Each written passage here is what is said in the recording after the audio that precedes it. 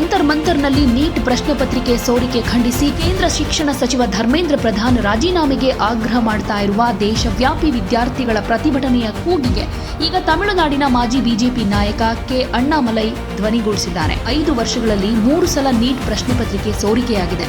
ಇಷ್ಟಾದ್ರೂ ಯಾರೂ ಹೊಣೆ ಹೊತ್ಕೊಂಡಿಲ್ಲ. ವಿದ್ಯಾರ್ಥಿಗಳು ಬೃಹತ್ ಸಂಖ್ಯೆಯಲ್ಲಿ ಬೀದಿಗಿಳಿದು ಪ್ರತಿಭಟನೆ ಮಾಡುವುದಕ್ಕೆ ಕೇಂದ್ರ ಸರ್ಕಾರದ ವಿಳಂಬ ನೀತಿಯೇ ಕಾರಣ ಅಂತ ಆಕ್ರೋಶ ಹೊರಹಾಕಿದ್ದಾರೆ. ತಮ್ಮ ಎಕ್ಸ್ ಖಾತೆಯಲ್ಲಿ ಸುದೀರ್ಘ ಪೋಸ್ಟ್ ಶೇರ್ ಮಾಡಿರೋ ಮಾಜಿ ಐಪಿಎಸ್ ಅಧಿಕಾರಿ, ಕಳೆದ ಹಲವು ವರ್ಷಗಳಿಂದ ನಾನು ವೈಯಕ್ತಿಕವಾಗಿ ನೀಟ್ ಪರೀಕ್ಷೆಯನ್ನ ಬೆಂಬಲಿಸ್ತಾ ಬಂದಿದ್ದೀನಿ. ಈ ಪರೀಕ್ಷೆ ದೇಶವ್ಯಾಪಿ ಮೆರಿಟ್ ಆಧಾರಿತ ಏಕರೂಪತೆಯನ್ನು ತರುತ್ತೆ. ಹಾಗೆ ಬಡ ಹಾಗೂ ಗ್ರಾಮೀಣ ಹಿನ್ನೆಲೆಯ ವಿದ್ಯಾರ್ಥಿಗಳಿಗೆ ವೈದ್ಯರಾಗೋ ಕನಸನ್ನ ನನಸು ಮಾಡಿಕೊಳ್ಳೋದಕ್ಕೆ ಸಮಾನ ಅವಕಾಶ ಕೊಡುತ್ತೆ ಅಂತ ನಾನು ನಂಬಿದ್ದೆ. ಕಳೆದ 5 ವರ್ಷಗಳಲ್ಲಿ ನೀಟ್ ಯುಜಿ ಪ್ರಶ್ನೆ ಪತ್ರಿಕೆ 3 ಸಲ ಸೋರಿಕೆಯಾಗಿದೆ. ಏಕರೂಪತೆ ತರಬೇಕಾದ ವ್ಯವಸ್ಥೆಯೇ ಪದೇ ಪದೇ ಫೇಲ್ಯೂರ್ ಆದಾಗ ಮತ್ತೆ ಪರೀಕ್ಷೆ ಬರೆಯುವ ವಿದ್ಯಾರ್ಥಿಗಳಿಗೆ ಮಾನಸಿಕ ಒತ್ತಡ ಹೇಗಿರಬಹುದು ನೀವೇ ಊಹಿಸಿಕೊಳ್ಳಿ. ಇಷ್ಟೆಲ್ಲ ಅವಾಂತರ ನಡೆದರೂ ಯಾರೊಬ್ಬರೂ ಹೊಣೆಗಾರಿಕೆಯನ್ನು ಹೊತ್ಕೊಂಡಿಲ್ಲ.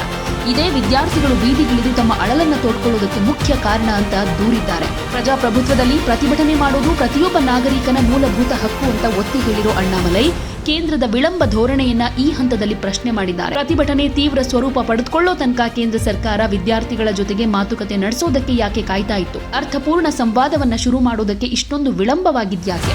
ಅಷ್ಟಕ್ಕೂ ನಿಮ್ಮನ್ನ ತಡೆದಿದ್ಯಾರು ಅಂತ ಕೇಂದ್ರ ಸರ್ಕಾರಕ್ಕೆ ಪ್ರಶ್ನೆ ಮಾಡಿದ್ದಾರೆ. ಒಂದು ಕಡೆ ಸರ್ಕಾರಕ್ಕೆ ಚಾಟಿ ಬೀಸಿರೋ ಅಣ್ಣಾಮಲೈ, ಇನ್ನೊಂದು ಕಡೆ ಪ್ರತಿಭಟನೆ ಮಾಡ್ತಾ ಇರೋ ವಿದ್ಯಾರ್ಥಿಗಳ ಸಮೂಹಕ್ಕೆ ಹಾಗೆ ನಾಯಕರಿಗೆ ಪ್ರಮುಖ ಎಚ್ಚರಿಕೆಯನ್ನ ಕೊಟ್ಟಿದ್ದಾರೆ. ಪ್ರತಿಭಟನೆಗಳು ವಾರಗಟ್ಟಲೆ ಸುದೀರ್ಘವಾಗಿ ನಡೆದಾಗ ಕೆಲವು ಸ್ವಾರ್ಥ ಹಿತಾಸಕ್ತಿಗಳು ಅಥವಾ ರಾಜಕೀಯ ದುರುದ್ದೇಶವುಳ್ಳ ವ್ಯಕ್ತಿಗಳು ನಿಮ್ಮನ್ನ ಹೈಜಾಕ್ ಮಾಡೋದಕ್ಕೆ ಟ್ರೈ ಮಾಡ್ತಾರೆ.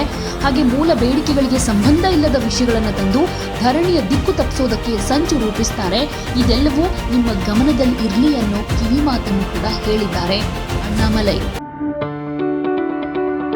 ಯಾವುದೇ ಸುದ್ದಿಯ ಅಪ್ಡೇಟ್ ಅನ್ನ ಮಿಸ್ ಮಾಡ್ಕೊಳ್ಬಾರ್ದು ಅಂದ್ರೆ ಈಗ್ಲೇ ಒನ್ ಇಂಡಿಯಾವನ್ನ ಸಬ್ಸ್ಕ್ರೈಬ್ ಮಾಡಿ.